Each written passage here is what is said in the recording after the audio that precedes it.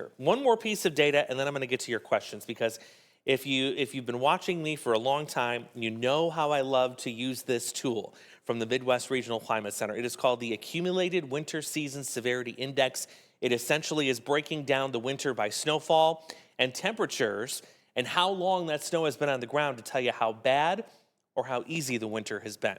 So here's our current winter severity. As it stands today, we are right now officially in a severe winter. And you can see that with the line there that's on your screen. The black line translates to where we are in terms of the winter season so far and its rating. What about that winter of 2018 and 2019? The one example I just showed you where that winter gave us 40 inches of snow. Well, I'm going to put my arrow on the screen here. So here's our winter, present day in the black. And you can see, yes, we're in the severe category.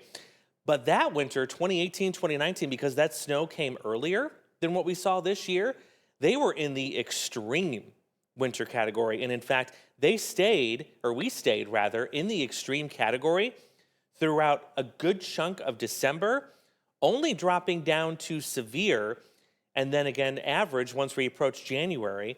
But look at where the winter ended up. It was trending to be pretty moderate because we saw warmer temperatures and the snow kind of backed off.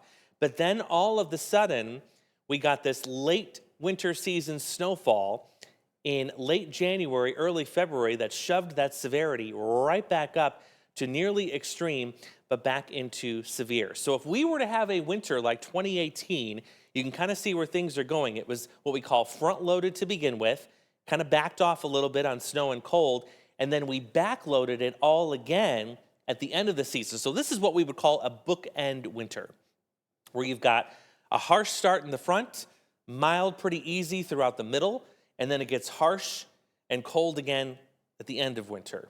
So some really cool data, and I hope that kind of helps and gets your brain moving and thinking about what could possibly go on here for the next several weeks. Really wanted to do a deep dive into that so you can see what we look at in terms of meteorologists to help us give us clues as to what's going to happen for the next couple of weeks.